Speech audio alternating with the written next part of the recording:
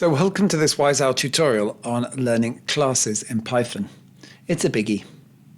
Here's what you'll learn in the tutorial. So we'll start with a few words about what you're going to learn, managing your expectations really, and then we'll go on to look at what classes are using our example of creating pet objects. So I'm afraid Annie and Neo the cats are going to surface again. We're then going to look at starting coding, so we're going to look at creating objects and classes using something called instance attributes. And at this point, it's worth saying the rest of these contents may not mean a great deal to you at the moment. They will do by the time you finish the tutorial, so you're going to see a lot of buzzwords coming up.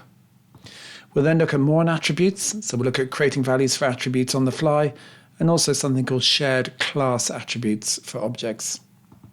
We'll look at animating objects, doing things to them using methods. And then we'll look at class methods, which are a way of creating alternative ways to create objects. It's called overloading in other languages. We'll look at read-write properties in some detail. So we'll look at what they are, an example of what they are. We'll look at how to actually create them simply, and then we'll look at a full worked example.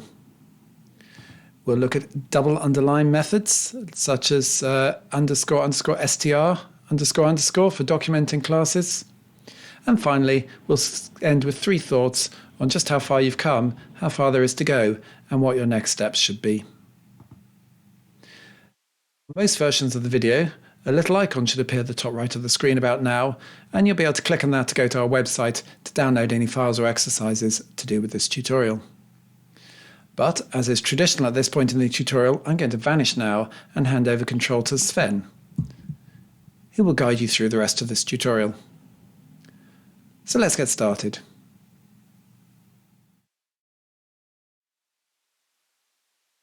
It's a slightly pessimistic way to start a tutorial, but I thought a word of warning is in order. What I'm going to try to teach in this tutorial is a concept called object-orientated programming, OOP, which is just another way of implementing something called classes. It's used in virtually all programming languages, including C#, C++, Visual Basic, Java, and above all Python. But it's not that easy to learn, and you'll probably find it takes you a year or 2 to get really used to the concepts. So what better time to start learning than now? Along the way, you'll learn about terms like attributes and methods and inheritance and instances and constructors and polymorphism and namespaces and overloading. And by the end, your head will be spinning. I would avoid tutorials which dive into the deep theory of classes and OOP. And instead, I will concentrate on some practical examples. You'll see 2 in this series of tutorials. You'll see one in this one on working with pets, and you'll see a slightly more complicated one on playing hangman in the next part of this tutorial series. And what I'll do is make sure you're familiar with those, and then try creating your own very basic classes before you go on to concepts like polymorphism or inheritance, or any of the other scary words discussed on Stack Overflow. Anyway, that's the end of my warning. Let's start with the practical learning.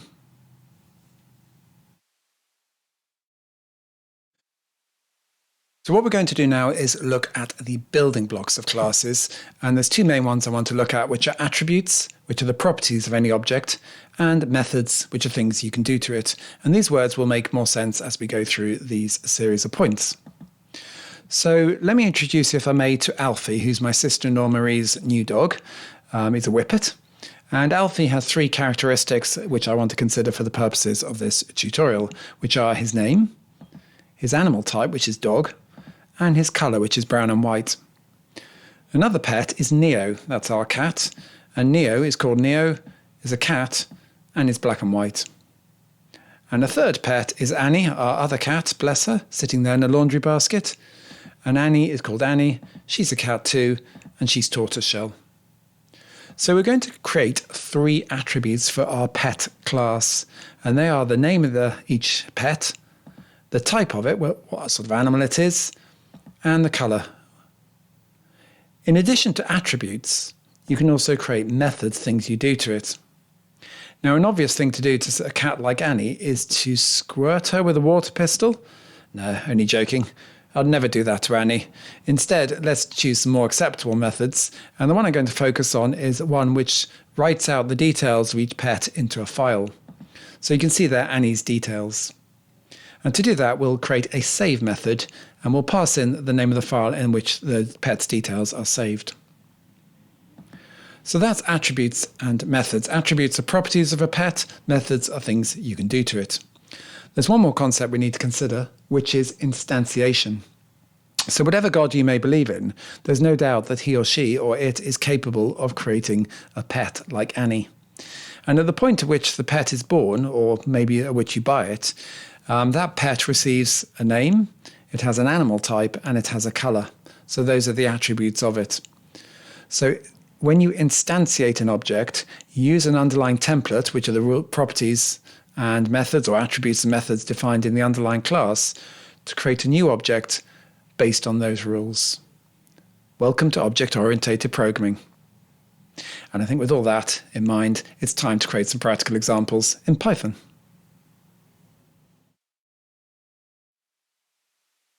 So to begin with, what we're going to do is create the most basic class you can get, I think.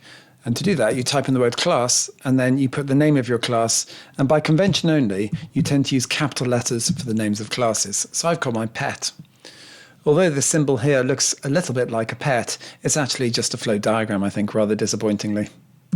And to make sure that my class is accepted, I need to do something within it. And the word pass is just a filler to make sure that it completes the syntax.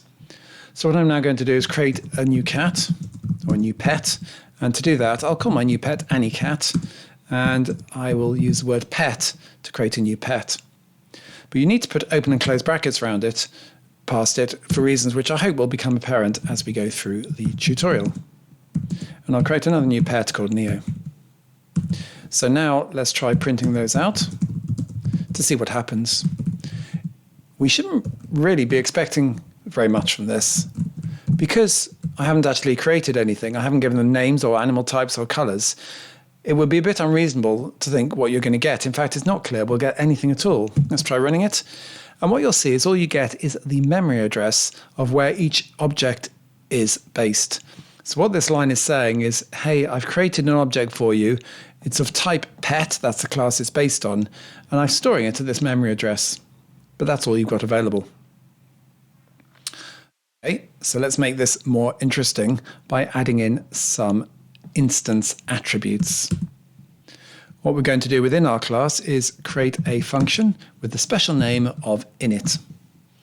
And when you press tab, irritatingly, Visual Studio Code has a habit of completing that for you, which I personally don't like, so let's go back to where we were.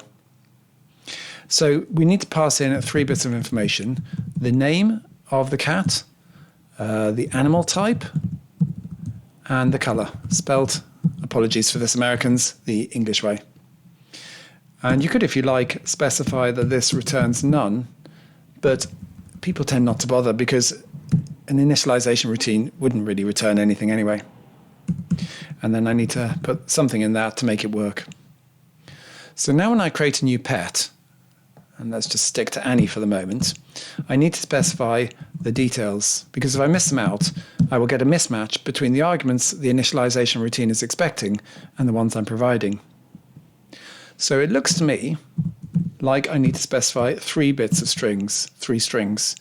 The name of the animal, the type of it, and what sort of color it is. From everything we've seen in Python so far, that should be sufficient. But if I run that program, it will give me an error message, and it says it takes 3 positional arguments before we're given. So it takes 3 positional arguments. I gave 4. How did I give 4? Well, the answer is when you create or instantiate an object based on a class, automatically the initialization routine has an extra variable which you need to capture, an extra argument, which is something to refer to the class itself. And traditionally, this something is called self. It doesn't have to be. You could call it Archibald if you wanted to, but normally people call it self, and I think it'll just confuse other programmers if you don't do that. And the reason that's a useful thing to have is because within your class, you need to now give it a memory. Okay, you've created a pet and you've said, here's what it's called and what animal type and what color it is. But when you come to ask the class in the future, what was your name? What animal type were you? What color were you? It won't have a memory.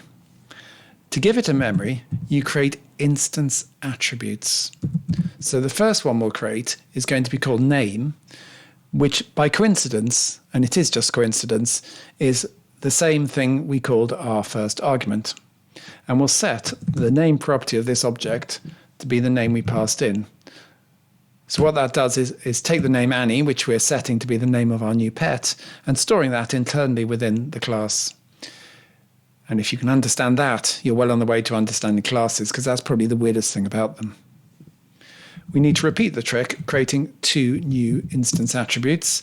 So we'll create the animal attribute to hold the name of the animal or the type of the animal. And finally, we'll create the color to hold the color. You'll notice it's not auto-completing because at this stage, the attribute I'm creating doesn't yet exist. It's only when I type that in that it automatically creates this as an attribute of the class. Okay. So when I run this program, it should work. It doesn't actually do anything because I'm not printing anything out. So what I'm going to do is print out some details. And to do this, I'm going to print out Annie cat. When I type the dot in, it will come up, I thought it would come up, with all the attributes of the class. So I'm going to print out the name of the particular pet, and I'll print out its color. And that, you can see, it gives me that Annie's a tortoiseshell.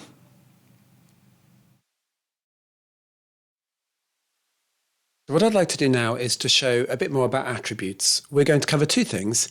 Instance attributes created on the fly, I think that's my term, not an official one, and class attributes. And this will hopefully become clear in a moment. So I've modified my file called creatingpets.py to create 3 new pets, not just one. I've got Alfie, Neo, and Annie. And the first thing I'm going to do is actually put them in the list and print out the contents of the list. So I'm going to put the pets in a list and print. So to do this, I will create a new variable called pets, and I'll set it to be a list containing different objects, Alfie, Neo, and Annie, in that order. And then I'll print each one out by saying for each item in the list, then I'll print out. I won't print out the object itself because that would just give me the address, memory address of where it's stored. Instead, I'll print out some interesting attribute of it, and what could be more interesting than the name of the pet. So if I then run that program, you'll see it will give me Alfie, Neo, and Annie. Just a quick word about naming conventions. I've used the word pet to refer to each of the pet objects in turn. This is a good practice, I would say. Don't forget Python is case sensitive. And because classes always begin with a capital letter by convention, you're fairly safe referring to each object in that collection by the lowercase version of the name because there'll be no conflict. So what I can now do is add a new variable for one of the pets. So what I'm going to do is say that Neo has 4 legs. Now that's a fairly, in fact I won't, I'll say Alfie has 4 legs. This is true, by the way. He's a whippet. He wouldn't get very far without them. So I'm going to take the variable called Alfie, which refers to a pet object, and refer to the legs attribute. How can this be? There isn't a legs attribute. I didn't add it when I initialized the object based on the class. But you can create attributes on the fly like this. When you do this, don't forget each of the separate objects you create is completely isolated from all the others. So by adding a legs attribute to the Alfie object, you make no effect whatsoever on the Neo and the Annie ones. And I can prove this. I'm going to go down to my loop, and I'm going to also print out the legs. Now, when you run this, for Alfie, it will try to print out the name of the pet and its number of legs. And because I've added that as an instance attribute on the fly like that, that will work. But for the second pet, Neo, it will try to reference a legs attribute which doesn't actually exist for that pet, and it will crash. So let's see if this works and does what I predicted. And there it is. The first one works fine, but the second one, it points out that Neo doesn't have an attribute called legs. So that's creating an attribute on the fly. You can also create something called a class attribute. To see how this works, they are deceptively simple. What we're going to do is assume that in a moment we want to save each of these pets to a file. And so what I'm going to do is store the file path of where I'm saving it in essentially a global variable, except as we'll see in a second, it actually isn't.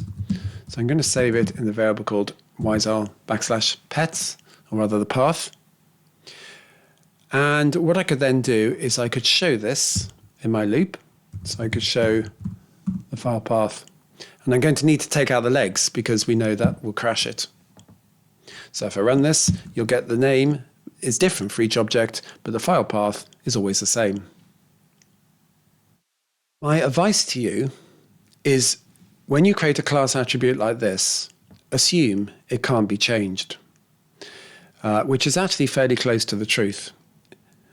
And you could stop watching this small part of the tutorial now, but what I'm now going to do is show you very briefly what's actually going on when you try to change it. Okay, so this is maybe for this next 30 seconds to a minute is maybe for people who are comfortable with what they've learned so far and want to learn a bit more about it. Let's suppose for the alpha example, I won't specify it's got 4 legs, but what I will do is change the file path. And I'll change the file path for Neo. So to do this, I could set Neo's file path, and I'll change it to something slightly different from what it was before. So let's change it to pets2. When I print this out, you can see I get a different file path for Neo. And the obvious temptation to think is that's behaving like any other attribute. I've got an attribute called file path. I'm setting it for each of the different objects. It's set to a different value for Neo, and when I print them out, that's why I get a different result. But that's actually not quite what's going on. What's going on is when you type in this line, what it will do is create another instance attribute for Neo called file path. So Neo now has 2 different attributes. It has a class attribute whose value never changes, and then it has an instance attribute you've created on the fly containing the different path. When it comes to this line and tries to print out the file path, for Alfie and Annie, it has no problem. There's only one version of that attribute, the class attribute, and that's what it prints out. When it comes to Neo, there's 2 separate attributes called file_path. There's a class one, and there's the instance one created on the fly. And the rule is with Python that when it's resolving references like this, it looks first for instance attributes, and only then will it look for class attributes. So although this looks like it's printing out the value of this class attribute up here, it's doing no such thing. It's actually printing out the value of the instance attribute there. Now all of this is so confusing that the best thing to do is pretend it actually isn't possible and can't work like that. So what I would strongly recommend doing is not changing class attributes and assuming that they are fixed and can't be altered. So just before I begin covering methods, just a bit of housekeeping. I've taken my original file and renamed it as attributes.py and taken a copy of it and renamed the new one as methods.py. From this, I've deleted some of the extra commented out text we had in, so it basically just has a class in, including the class attribute giving the file path I'm going to save to, and the code to create 3 new pets, and then list out their details. And if I run that program, you can see it gives me the basic details. What I'm now going to do is to write an additional program within this to save each pet. And to do this, what it will do is go to a folder called /pets, go to a file called pets.txt, and write out another line in this file. I put some headings in to get us started. So for each line, you'll get the name of the pet, comma, the animal type, comma, and then its color. Okay, so to get this to work then, the first thing I need to do is to create a new method. And methods are just functions contained within a class. So I'll call my method save. And the only real difference between this and a normal function is you need to pass in as a first argument a reference to the class itself, just like we did for the initialization method above. And again, you could call this argument anything you like, but by convention it's always called self.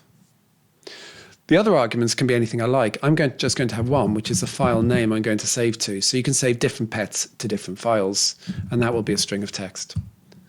That's the end of my method. What I can now do is to open up a file into which I'm going to write out the details. Open file for writing. And to do this, I can say with open. I want to refer to the file path above, but when I type in openfile_path, it's never heard of it. And that's because the file path is contained within the class. So you have to get used to preceding virtually everything when you're writing class modules with, or rather instance modules, with the word self. So I'll now concatenate onto that the file name, except I don't need the word self in front of that because that's being passed as an argument to my method.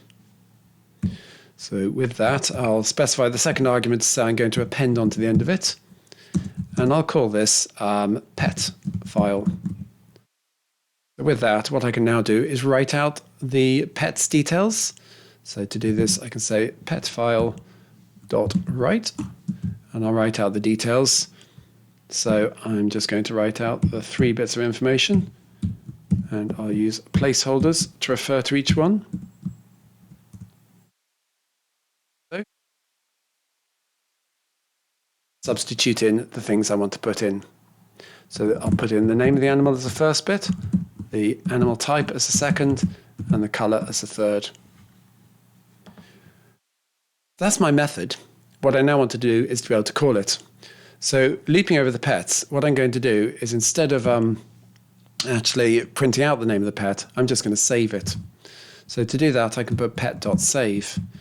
And when you type in the open brackets, it will always ignore the first argument, which is always assumed to refer to the current object, and just pick up on the other ones.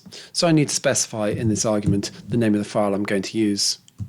I'm actually going to save them all to the same file called pets.txt.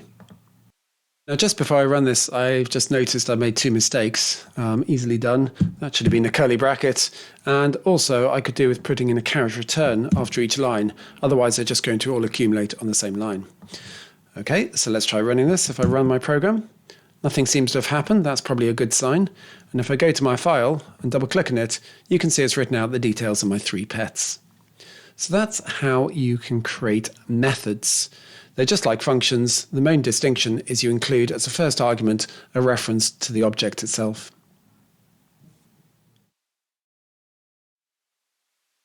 So to explain class methods, what I'd like to do is explain the problem I'm trying to solve. We've got a file called pets.txt, and if you go into it, you'll see it contains 3 pets. And what I would like to do is to use this file to create my new pets. And the reason this will be difficult is all I've got now is a line of text, whereas previously I had the 3 bits of information, the name, the animal type, and the color as 3 separate items. So to get this to work, what I'd like to do is to go back to my code. I'll just comment out what I had before and create a variable called pets to hold a list of all my pets, which I'm going to read in. And then I'd like to say, with this file, what it's called, I'll read it in. That's the default anyway. I'll call that pet file. And then with that file, what I'm going to do is read in all but the first line. With a variable called lines and set that equal to the pet file. I'll read in the entire contents of it. I'll split those into different lines. And from that, I will take everything but the first line. Then I can loop over the lines. I can comment for that. Create pet from each line.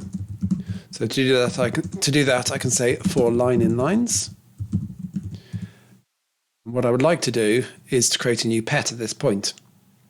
So to prove what's going on before I do that, I'll just print out the line and run the code just to prove that's working. And you can see it's giving me my 3 lines of text. So what I'd like to do is to create a new pet and add it to list. This is where I'm going to run into a brick wall. To create a new pet, I know how to do that. I provide the name of the animal as a string of text, the animal type and the color. But I don't have that information. All I've got is a single line of text. Now, what I'm going to do is something quite unusual at this point in the tutorial. I'm just going to show you how this works in C#. So if I go into C#, I've got here 2 constructors for a class. Don't worry about the syntax. I just want to illustrate the principle. So I'm creating a pet there in a very familiar way from Python by specifying the name, the animal type, and the color. But I've got a second constructor, as they're called. That's what programs to initialize or instantiate a class are called in C# and in most other languages. And the second constructor just takes in a single line of text and splits that into the 3 parts and uses that to populate the class. Now, when I come to call this and create another pet, Watch what happens. So I'm going to create a new pet using my C# class. And when I type an open brackets in, it comes up with these little arrows. This is called an instance of polymorphism. It means there's different ways to do the same thing. So I can either do it by specifying just a line of text, or I can specify the full caboodle, the name, the animal type, and the color. Either will work. That's what I want to do in Python, which I need to go back to because I don't want to confuse you with C#. I need to provide an alternative way to create a pet. So I need to go back up to my class at the top here. And in addition to my standard initialization routine or instantiation routine, I need to create another function which will instantiate a pet in a different way. So instead of passing in 3 arguments, it will just pass in 1, which is the line of text giving the pet's details. In most other languages, you'll be able to do this by creating other versions of the instantiation routine, but you can't do that in Python. So instead, you have to create something called a class method, and that's what we're going to do now. So how can you get this to work? The first thing we're going to do is assume we've already solved the problem. So in our code, which is reading in the lines of text, what we're going to do is create a new pet using the fromLine method, which we haven't yet written, by the way, and that will pass in the line of text. That will create a new pet. We can then append that to our list of pets. Just to confirm this has worked, right at the end, we'll list out the pets. So we'll say for each in the collection of list of pets, we'll print out the pet name, the pet animal type, and the pet color just to check it's working. And if I run that, it will absolutely definitely crash because it's never heard of the fromLine method. So we need to solve this by adding in that method. So I'm going to create a method called fromLine, and I'm going to pass in what I wanted to pass in, which is the line of text. So I'll call that line of text. And that's going to be a string variable. But I also need to pass in not the object, but the class. And this is where the syntax gets very confusing and hard to understand. What I can then do is create a new pet object from this line of text. And to do that, I'm going to unpack the 3 bits of information inside it by splitting the line of text by its comma to create 3 new variables, which I'll call name, animal, color. I've used slightly different names deliberately just to emphasize the fact these aren't the attributes we defined in the instantiation routine. These are separate, just temporary variables. So what I'll do is take the line of text and I'll split it by a comma, and that will unpack it, and I'll now have 3 variables which I can then refer to. So what I can now do is create a new variable which I'll call, let's call it this pet, and I'll create a new pet. So to do that, I'll take the class which I've passed in as an argument. I did say it was weird. And from that, I will then specify the 3 bits of information I need, which are the name, the animal type, and the color. And then from there, I will return the variable I've just created, which holds an instance of a pet object. I did say it was hard to understand. Now this won't work. And the reason it won't work is because I missed out one vital bit of information, which is this is a very special thing called a class method. And if you don't include that decorator, as it's called, it won't work. So a class method is an alternative way to instantiate a class or an object based on a class. If I now run that program, with a bit of luck, it will work. It's given me the information. And before I end this topic, I think there's just one useful thing to say, which is it's often the case when you're doing this sort of thing that sometimes when you call this class, you will actually miss out bits of information for some of the arguments because you don't need them. So it's often useful to set default values for each of the 3 things.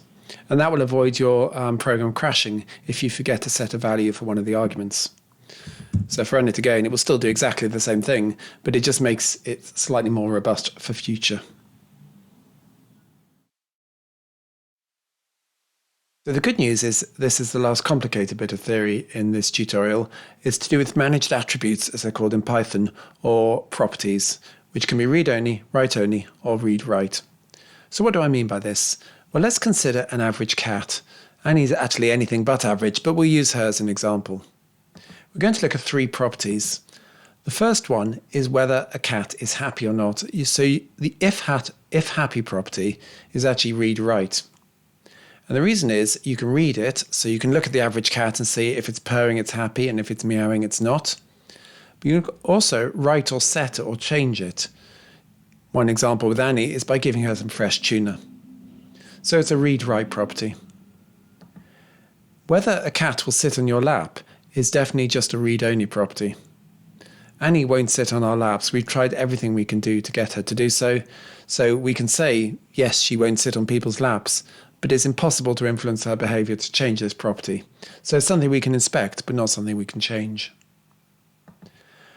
Whether Annie's been treated for worms, I think it was last night, is a write-only property. So as you look at Annie, it's impossible to say whether she's been treated. But it's definitely something you can do to her, something you can reset for her. I know this because last night we did it. You hold a little plastic tube of fluid to her neck and squirt it out on her exposed skin. So those are examples of the three types of properties: read-write, read-only, or write-only. What we're going to do in our example is create an if-recorded property. And here's how it's going to work. So you've got a list of the animals saved in or the pets saved in a text file. And the if-recorded property, when we're reading it, will look down the list of animals or lines in the text file and see whether the particular pet's name occurs. So for Annie, it will be true when we read the property. For Alfie, if we say, is Alfie recorded, that will be true. But for Nia initially, it will be false because we can't find Nia's name in the list. So that's what will happen when we read the property.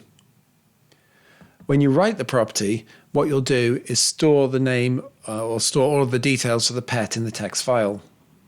So I've shown there the results of setting Nia's if recorded property to be true. And what this example illustrates is a very important principle of properties, which is although reading and writing a property value sounds like it's something which can't actually make any changes, in fact that's not true at all. For example, if you would change my living property to be false, it would have a fairly dramatic effect not just on me but on also the future of this tutorial series. So properties can have quite catastrophic effects when you read or write them. So bearing all that in mind, let's have a look at implementing the if recorded property in Python.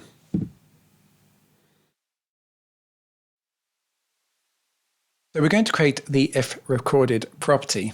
And to do that, I'm going to use a file called managed-attributes-basecode.py, which you'll find accompanying the videos, this video on our WiseOwl website. But to avoid contaminating it, I've taken a copy of it called managed attributes.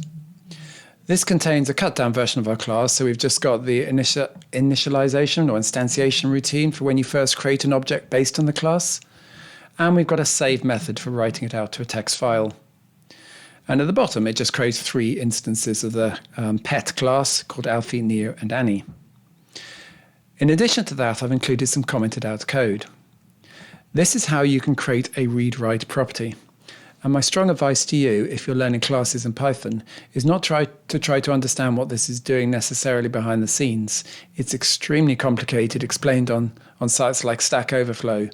But I would just accept it for what it is, particularly because there used to be an older version of doing this before the property decorator was created. So you'll just be learning an older version which you no longer need to know about. So what I'm going to do is to uncomment this code so that we can actually use it. And I'll now go up to my initialization or instantiation routine. And the first thing I need to do is add in another instance attribute. And I'm going to call it underscore and then if recorded. And I'm going to set that to none. Now I've made 2 decisions which are quite important there. The first one is I want to make sure that by default, the value of this property or attribute rather will be none. So I have to make sure that when I try to access it, it sets it to a sensible value, true or false. And by default, I won't get a sensible value. But the more important decision probably is this underscore. It's a convention in Python that when you're naming private attributes for classes like this one, sometimes called managed attributes. Managed because you're going to control the value contained in the attribute elsewhere. Then you use an underscore to denote that you shouldn't try to set it externally. I'm not convinced this is a good idea. When I'm creating instances of my class, for example, Alfie, there's nothing to stop me setting the value of if recorded to be something there, even though the underscore suggests that this is something I shouldn't do. So as in many things in Python, this is a coding convention which is telling you that you shouldn't proceed down this route, but nothing actually stops you doing it.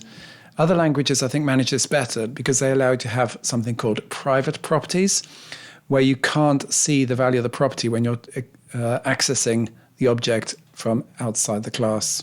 But hey-ho. So now that I've set a value for this, I need to write a get and a set clause. Let's start with the get clause. You need this @property decorator, as it's called, and then you define your property or attribute. I'm going to call mine if recorded, and you pass in the object which you're referring to. And then what it will do is return the value of the if recorded managed attribute. So this is basically saying, when I want to find out what the value of the if recorded property of this object is, it will return the hidden value of this hidden private attribute. To set the clause is similar. So I can put in the name of my attribute there. I can repeat that in my definition of my function. And I can set the value of my attribute to be whatever I passed in as an argument. And I'm going to delete, or at least comment out the third part of this syntax, because in all my programming life, I don't think I've ever wanted to delete a property. But should you wish to do so, there's the basis of the code to do it. You just need to replace the letter X with the value if recorded. So now I've done all of that. Let's see how it works. What I'm going to do is set the value of the if recorded attribute to true. And I'm going to print it out. What's actually going on behind the scenes? Well, let's firstly run it, and then let's see what's going on behind the scenes. If we run that code, you can see it says true, hardly surprising. What I'd like to do now is to set a breakpoint on that line and to show you what's actually going on, because this is so important. If I debug this, you can see it's about to execute the line setting if recorded equals true. When it sees this line, it recognizes that if recorded is a write attribute. We're changing the value of it. And so we'll look for a setter clause. So when I debug into that, which I would normally do by pressing F11, but to make it clearer, I'll click on the Step Into button. What it would do is take me to the setter clause of the property. What that will do, as you can see, is change the value of the internal hidden attribute called if recorded to be true. We'll then go on to the next line, which will try to get the value of the if recorded property or attribute back. And to do this, it will go to the get part of the clause because it's reading it, not writing it, and it will return the value of the hidden attribute. Finally, it will print that out. And you can see the results in the output window. So that's a very basic read-write property, but the thought probably going through your head at the moment is, why bother? I could have done exactly the same thing by changing that to just if recorded, and then I could have got rid of all my get and set clauses. I could have just deleted all those lines of code, and everything would have worked exactly the same way. The reason to do this is when the act of reading or writing a property means you do something different at the same time. In our case, when we come to read the value of the if recorded property, we're going to have to see if the particular pet exists in our text file. And when we come to write it, we're going to have to make sure that we write an extra line out to the text file. And that's what we'll do in the final third part of this mini tutorial within the larger classes tutorial. So to get our if recorded property working in practice, we've got a file called pets.txt, and this contains, or is meant to contain, a list of every single pet's details. But Neo is missing from that. Remembering that fact, if we go back to our code, I'm just going to delete those last couple of lines. And what we'll do is list out the pets. So I'll create a list called pets, I'll store in it Alfie, Neo, and Annie. Probably getting completely sick of by now. And for every single pet in the list, what I'm going to do is this. I'm going to say, if not already in the text file, add this pet. And I'm going to do it in a very nice, elegant way. So I'm going to say, if it's not recorded, set the recorded property to be true. This is why you read write properties. The price you pay is you end up writing a lot of messy code inside your class. But the benefit you get is when you're consuming your class or consuming objects based on your class, it's very easy to write if you've written the class well, because it's obvious what the properties and methods are called. All I now need to do is get both sides of this to work. I need to get the reading side to work and the writing side. Let's start with the reading side. So this will send your code up to the get part of the attribute. You'll notice I keep getting confused between calling this an attribute and a property, but in fairness, that's because Python does too. Although it's called a managed attribute, it's a property decorator. So I think Python itself gets confused between the two terms. So what I now need to do for this particular animal is see whether it exists in the list. So I'm going to say, does this pet exist in the text file? And to do that, what I'm going to do is create or open the text file. So to do that, I'm just going to cheat a bit and copy this from up here. Actually going to cheat even more because file name isn't passed in at this point. I'm actually going to hard code it. And I'll open that up for reading. And I'll call it pet file.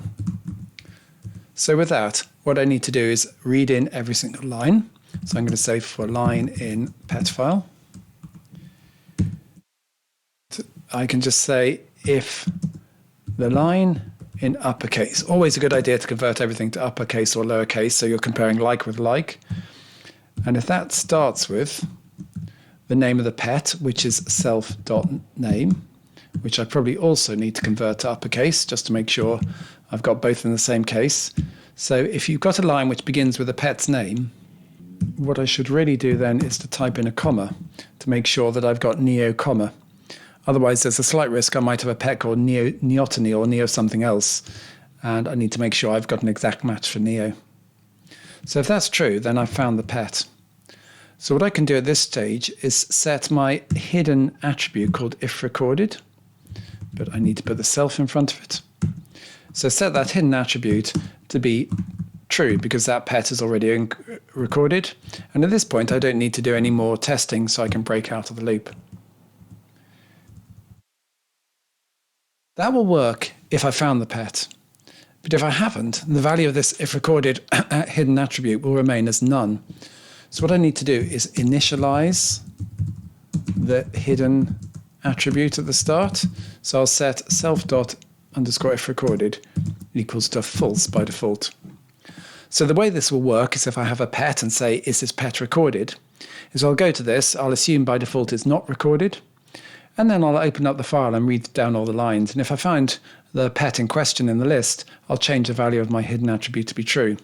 And at the end of it, I'll return that to the calling routine. So that read clause makes sure that you've correctly set the value of the if recorded attribute. Now what I need to do is make sure that I correctly write it. So to write the value, what I need to do is write out a line to the file. But I only need to do that if I'm setting it to be true. So in this I can say, if I'm setting the value to be false, I don't need to do anything. If you're saying it isn't recorded, it's unlikely you'd ever do this, by the way. You wouldn't need to do anything in addition. So I can say if the value is false, then I can just return out of this. Otherwise, I need to write or save the value. Unfortunately, I've already written a method to do that. It's up here called save. So all I need to do is save this pet to a file which I'll call pets.txt again. And crucially, whichever way I do, I change the value of the internal attribute to be true or false, depending on what I've set it to, so that it actually remembers this change for the next time I come around.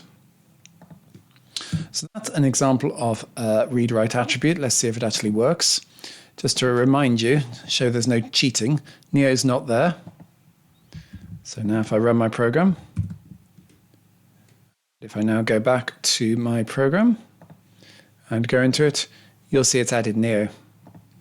The second time I run this program, it won't actually do anything, because every time it looks at the if recorded value, it will loop over the rows in the file, find the pet in question, and return true. So this condition will never be executed, and you'll never get onto this line of code. So that's an example of how you can create a read-write property using managed attributes in Python. Possibly the hardest thing we'll do in this tutorial, but sadly also something you'll use all the time when you're writing your own classes.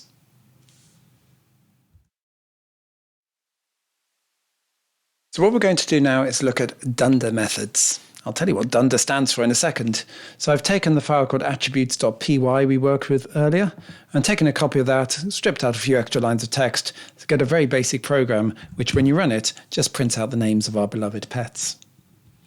So Dunder stands for double underline, and you can see a double underline method there in it.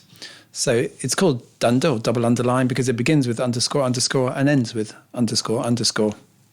And there's a whole host of these. We're going to look at two more, which are str and doc.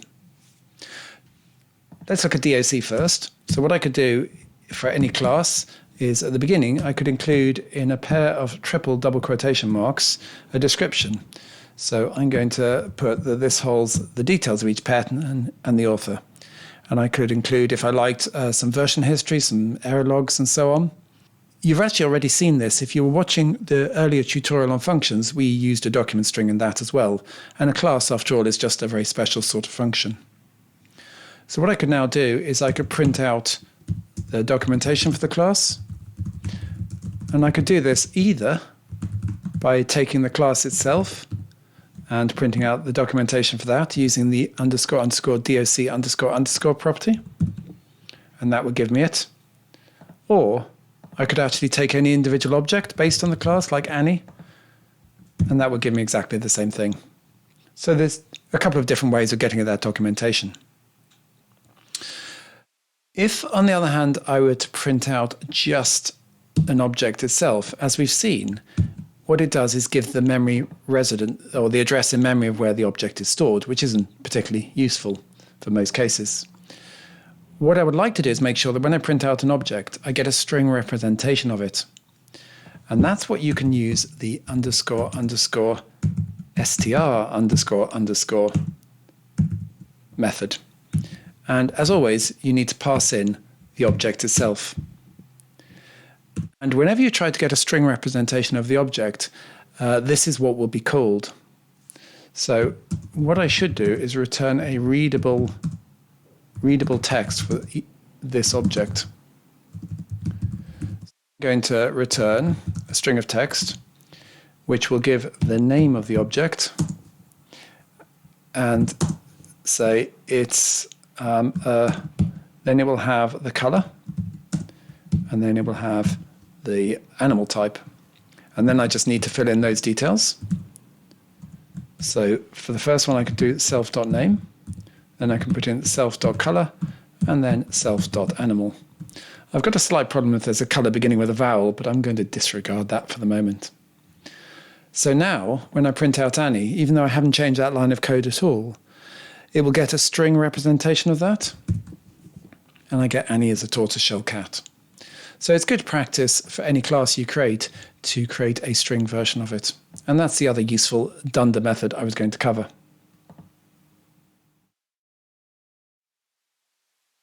If you've watched this tutorial up to this point, firstly, congratulations for staying with it. And I want to leave you with three final thoughts, which are, I want to show you just how far you've come. I also want to show you how far there is to go. And finally, I want to share a thought about what your next steps should be in your learning. So let's have a look at each of those three in turn. So we'll start with how far you've come. I've got a file called existingclasses.py here. And I'm not too concerned with what it actually does. I just want to use it to illustrate 3 examples. Let's do example 1. The int function creates an integer. If you press F12 on any name in Python, or if you right-click and then choose Go to Definition, it will take you to the underlying definition. And what you see from this is that an int is a class. In fact, you'll see everything in Python is an object, absolutely everything. And you can see the definition of the class. You can't get at all the underlying code because this is actually not written in Python, I think. It's probably a compiled library from a different package. But at least you can see the principle is there. You can also do the same thing for strings, for example. So if I press F12 on that, you can see again that a string is just an object or a class again. But this really comes into its own when you look at things like pandas or any imported module. So this is creating a new pandas data frame. For those who missed the pandas tutorial, don't despair. You don't really need to know anything about it for the purposes of this segment of the tutorial. And if I press F12 on that, you can see it gives me the definition of the data frame class. And suddenly you realize that you know how to program data frames. You could even make changes to the code. So this is a class. You can see here the fairly long doc string. Goes on and on and on and on and on down to there. You can see it contains an init method. And when you specify a data frame, you can specify the data, the index, the columns, the dtype, and the copy. And it will store that in internal variables. You can see it contains some properties. In fact, I suspect there's many, many, many properties as you go down. So you can see there's some. We've got a few methods there. For example, the rep fits horizontal method. So what you can see is the only difference between this and the classes we've been creating is one of magnitude. And to give you an idea of just how much magnitude, the data frame class has got 10,786 lines in, which is quite a few. So I hope you've suddenly realized that actually you've been learning not just about writing your own classes, but also understanding existing ones as well. So that's how far you've come.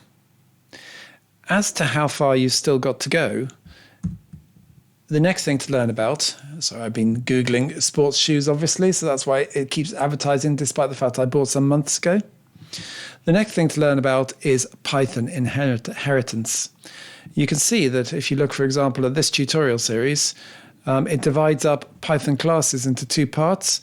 Classes and objects, which is what we've just done, and inheritance is a completely separate topic. My advice would be ignore inheritance.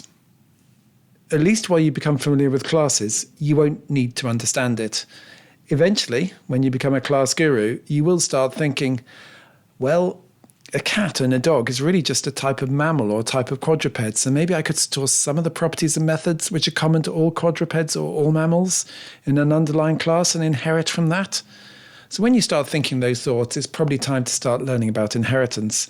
But I think for the moment, I've given you more than enough to think about before you get onto that hurdle. And then the final thing I was going to show you is where to go to next. And I would say probably a good place to go to next is the next tutorial in this series, which will be a case study on playing the Hangman game.